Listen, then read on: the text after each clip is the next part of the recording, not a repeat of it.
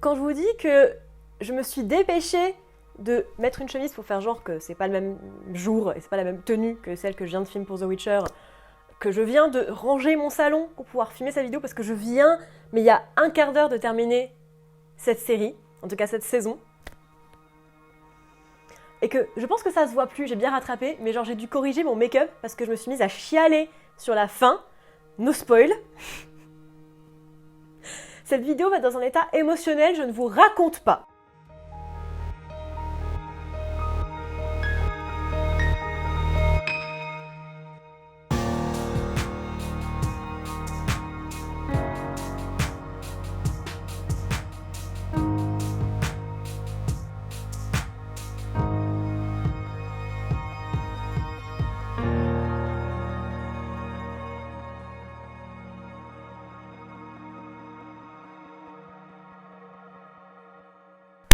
Bonjour à tous, je suis Noémie, bienvenue sur Horizon Universe et bienvenue dans cette petite critique à chaud de la deuxième saison, ou la seconde, parce que je ne sais pas forcément si on aura une troisième, de Good Omens, qui est à la base une adaptation du livre Good Omens, du même titre, de Terry Pratchett et Neil Gaiman, sur lequel Neil Gaiman avait déjà travaillé, parce que Pratchett n'est plus avec nous depuis quelques années déjà. J'avais adoré la première saison, j'avais adoré le bouquin que voilà, j'avais découvert il y a déjà quelques années maintenant, je crois que ça fait 3 ou 4 ans que je l'ai lu pour la première fois. J'avais dévoré la série à sa sortie, j'avais vraiment trouvé que c'était super intéressant, j'avais adoré le casting. Autant Michael Sheen que David Tennant sont pour moi, voilà, vraiment pour moi c'est un des meilleurs castings d'adaptation de toute l'histoire, de toutes les adaptations du monde. John Hamm aussi en Gabriel, qui est beaucoup plus exploité dans cette saison 2, parce que dans le bouquin il est pratiquement absent. Et juste, voilà, le casting est vraiment fantastique, j'avais adoré la première saison. Pour le coup, j'avais émis beaucoup de doutes, publiquement, notamment sur Twitter, avec la sortie de cette deuxième saison. Pas parce que je voyais pas forcément la pertinence du truc, je veux dire, dans l'univers qu'est Good Omens, au final, on peut créer beaucoup d'histoires, mais parce que l'histoire du livre se termine. Elle est terminée à la fin de la première saison, et du coup, j'avais un petit peu de mal à voir ce qu'ils allaient en faire, et surtout, j'avais très très peur que Neil Gaiman ne soit plus sur l'œuvre, ce qui n'est pas le cas. Il a participé au screenwriting, il a participé à l'écriture. Ça se ressent qu'on est sur la même lignée. Et d'après ce que j'avais trouvé, apparemment, il y avait dans l'idée d'écrire la suite de l'histoire. C'est juste que Terry Pratchett, voilà, nous a quittés avant d'avoir pu le faire. Donc, dans ce cas-là, voilà, je peux effectivement, en voyant la saison, je peux voir effectivement qu'il y a la patte de Pratchett, qu'il y a la patte de Gaiman. Il y avait sûrement déjà des notes qui étaient restées, voilà, des prises de notes, des brouillons, peut-être des morceaux d'histoire qui n'avaient pas pu être utilisés dans le premier livre, enfin dans le livre et donc dans la première saison. Et voilà, j'ai l'impression qu'il y a un petit peu de ça, en tout cas dans cette seconde saison. Donc j'avais émis quand même de gros doutes, mais là, en l'ayant regardé, ce qu'elle est sortie hier ou avant-hier, je tourne actuellement le 29 juillet, je ne sais pas encore quand cette vidéo va sortir. Et là, je dois avouer que je suis plutôt contente de cette deuxième, voire seconde saison, même si je crois avoir vu qu'il allait avoir une suite. En tout cas, la fin est très ouverte et il y a vraiment possibilité d'aller vers quelque chose. En tout cas, moi, j'entrevois déjà ce qu'ils pourraient en faire. Et j'aimerais voir ce qu'ils vont en faire, même si dans l'idée, la fin ouverte, voilà, la fin peut rester ouverte et on peut faire notre propre chose dans notre tête. Cette deuxième saison, donc, pour moi, c'est une réussite. Et surtout parce que je m'attendais à rien. Je m'attendais plus à être déçue qu'autre chose.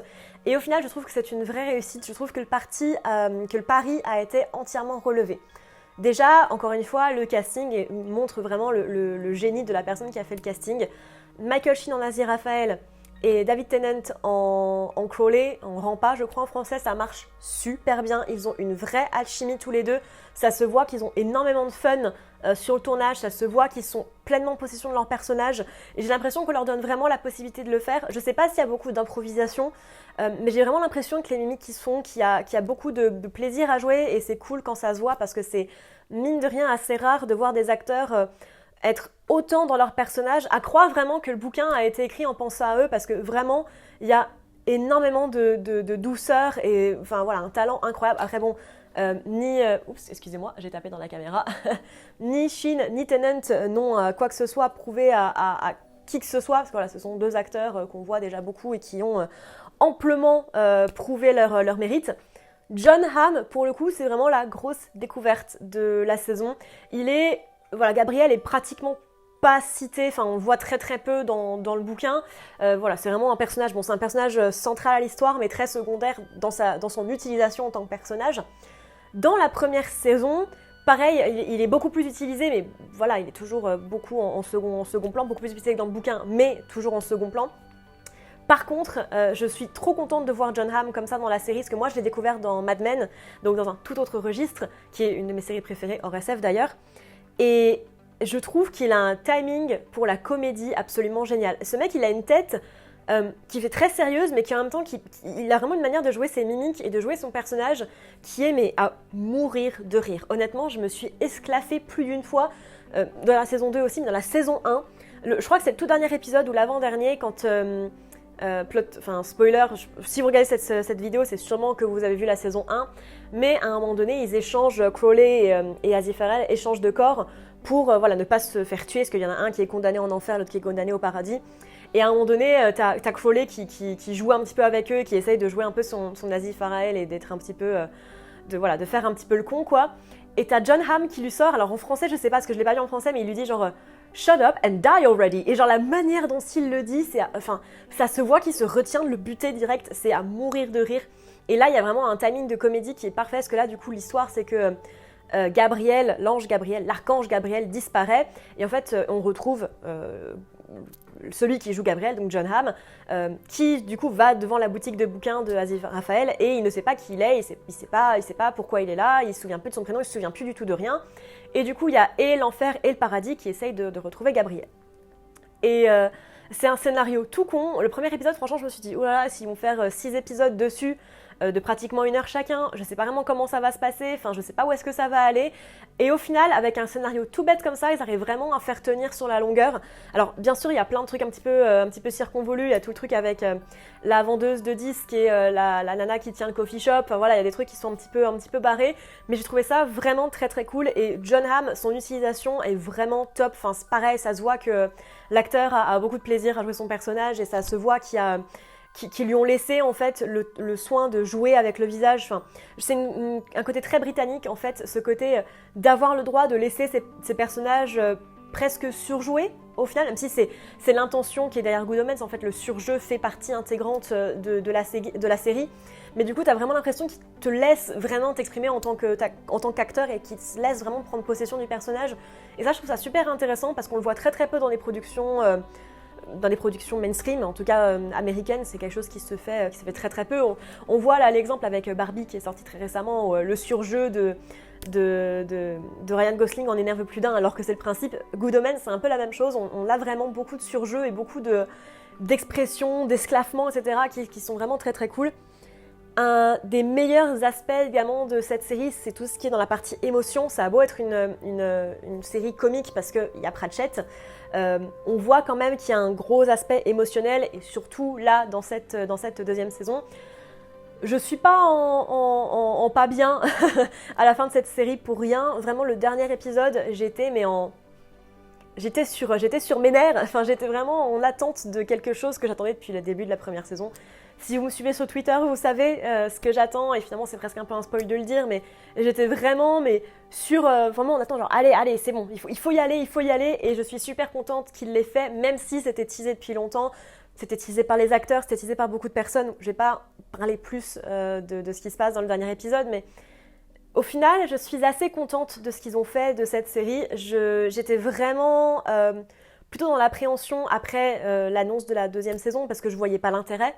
Enfin, je voyais l'intérêt dans le principe de raconter une histoire, c'est cool. J'avais juste peur que ça se fasse au détriment de l'histoire originale, surtout avec Terry Pratchett qui n'est plus avec nous. Je trouvais ça un petit peu borderline en fait de réutiliser son histoire, alors que lui, finalement, ne peut rien dire, même si apparemment c'était discuté déjà un petit peu avant et qu'il y avait déjà des notes et en tout cas une discussion sur la suite du bouquin. Donc ça, c'est ce qui est dit. Entre ce qui est dit et ce qui est réel, on ne saura jamais vraiment au final, mais j'ai plutôt tendance à faire confiance à Neil Gaiman pour ça. Je pense pas que ce soit le genre de personne qui mentirait nécessairement sur ce genre de choses.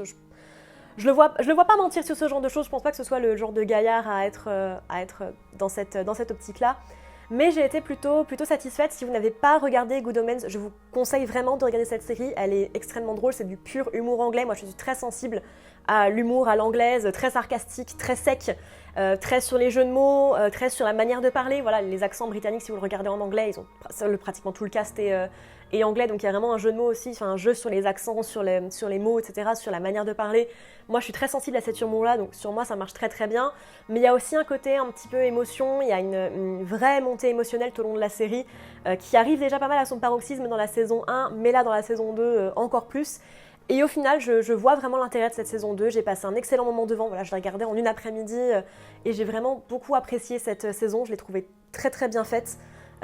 Voilà, encore une fois, j'ai pas parlé du reste, mais l'écriture c'est top, le casting est top, les décors sont vraiment très bien foutus aussi. Il y a un gros travail fait sur la lumière qui était déjà présent dans la saison 1 parce qu'entre l'enfer et le paradis, il y a vraiment un très très gros travail fait dessus.